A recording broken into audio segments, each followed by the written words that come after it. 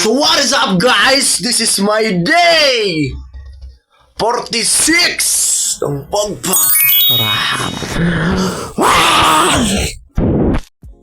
So nandito na naman tayo guys sa ating panibagong video, panibagong vlog, panibagong araw na naman guys ng ating pagpapasarap.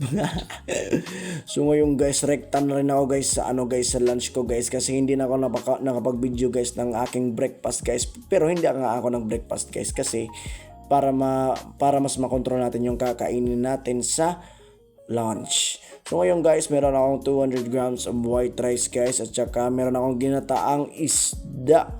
So yun guys, yan lang kinain ko guys, at meron din akong pakbet guys na hindi ko yan niluto guys, na binili ko lang yan sa labas guys. Pero hindi ko alam kung anong macros ko dyan guys, pero guys, nasa yan guys, hindi ko alam. Pero feel ko guys na na-hit pa rin natin yung calorie intake natin guys, at saka yung protein guys. Make sure nyo lang guys na kapag kumakain kayo guys make sure nyo lang na kumakain kayo ng carbs, haluan nyo ng protein guys, at saka may fiber guys. Kailangan balance yun guys. At napaisip ako bigla guys, alam mo ba kung ano yung pinakamahirap sa fitness journey guys? Yung sa fitness journey, yung pinakamahirap guys is hindi yung workout hindi yung diet. Yung pinakamahirap yung magsimula ka guys. Yan yung pinakamahirap guys sa fitness journey ko. Na-experience ko yan guys. Napakahirap talaga magsimula guys. Kasi sa simula wala ka pang results, pagod ka agad. Minsan papaisip ka pa kung worth it ba. Yan yung ko guys. Based on experience ko lang dito guys ha.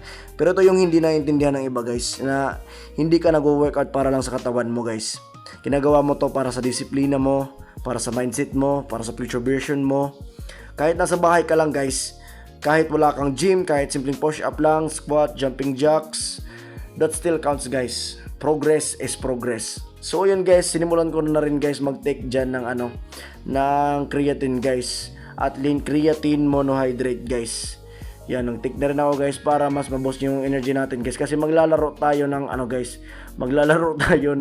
basketball guys. Yan yung pinaka-cardio ko guys. So yun guys, nag-take na rin ako guys ng aking creatine guys. So sa mga nagtatanong guys kung saan ko nabili yung creatine guys, so lalagay ko sa comment section yung link.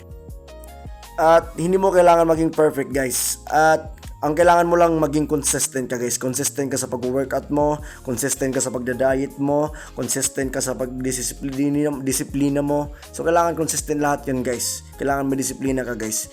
Kasi one day guys, yung hirap na nararamdaman mo ngayon, yan din yung magpapatibay sa iyo guys. Yan, promise yan guys. Yan yung magpapatibay sa iyo guys. At darating yung time na ikaw naman yung magiging inspirasyon ng iba guys. So ginagawa ko tong video na to guys para magpa-inspire ng ibang tao guys. Hindi lang para sa sarili ko guys, kundi para din sa ibang tao guys na gustong mag-start ng fitness journey nila guys. So ito yung guys, ginawa ko tong video guys para ma-motivate kayong lahat guys na stop nyo na yung mga sedentary lifestyle nyo guys, na hindi mo kailangan ng tamang panahon guys. Ikaw ang gagawa ng tamang panahon. Yan, ikaw mismo yung gagawa ng tamang panahon. So start your day 1 today guys. Start your day 1 ng pagpapasarap. So kahit maliit lang guys na na exercise guys, kahit maliit lang na balance lang sa diet nyo guys, at balance sa mga kinakain nyo. Yun guys. So kasi sa fitness guys, hindi pabilisan. Hindi yan pabilisan sa fitness guys. Walang magic dito sa fitness guys. So kahit paunti-unti lang guys, kahit paunti-unti lang na progress guys, is still a progress guys. So sa fitness kasi guys, hindi pabilisan, patibayan ng sikmura. Yun guys. So naglalaro pala ako ng basketball guys. So ito yung pinaka-cardio ko guys. Yan yung naka-red guys. Tas may highlights din ako dyan guys. Wow, yan, 3-point. So yun guys, hanggang dito lang muna sa video na to guys. Sana na-motivate ko kayo guys. Make it follow na lang ako guys, para pa-like na rin at share. So nasa day 46 na tayo guys ng pagpapasarap guys. So sumabay ka na. So see you sa day 47 ng pagpapasarap. Bye-bye!